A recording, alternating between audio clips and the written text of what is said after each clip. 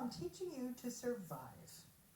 If you were someplace and you found out that there wasn't enough food, but there was a certain thing that you could eat, a plant or something like that, you would partake of that to stay alive. This is a strategy to stay alive. This can also happen in family relationships. That family member who's very, very difficult, but you got to get through those Sunday dinners, or you got to get through the holiday dinners. Find out the one thing. I have never eaten chicken this moist in my life. You are a chicken magician. And you know what? They may get thrilled. They may even just say, well, thank you. I am a very good cook, and give you some sort of arrogant answer. Who cares? What you've done is avoided an antagonistic interaction that isn't good for you. Can you even use this in an intimate or close relationship? Yes, but it's harder because you have to be with them every single day. Let's think about it from a healthy point of view.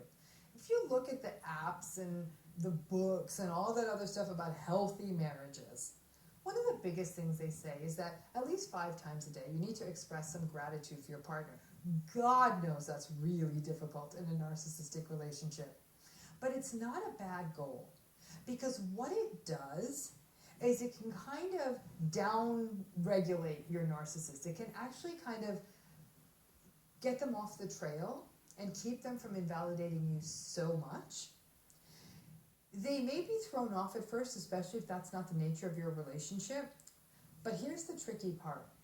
If you do that with your narcissistic partner, fluff them up a little, gosh, I'm so lucky to have you, or thanks so much for that great dinner last night, or I really, really appreciate you brought in the trash cans, or I'm just really lucky because, gosh, even at this age, you still look good. That what may end up happening is, number one, they're not going to give it back to you.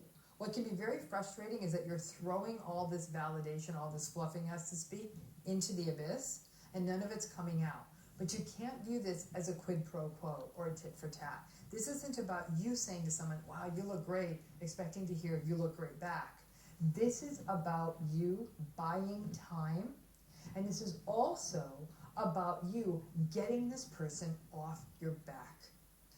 As you know very well, if you criticize or critique or even give the most constructive, gentle criticism in the world to a narcissist, they go off the deep end.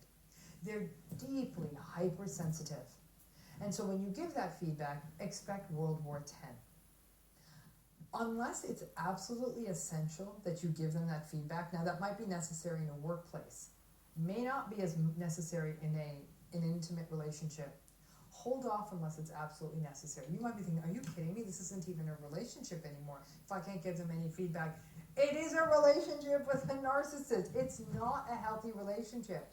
But if you feel like you can't get out of it because of kids or money or culture or religion or whatever your reason, this can buy you little bits of time to keep the relationship from getting so toxic.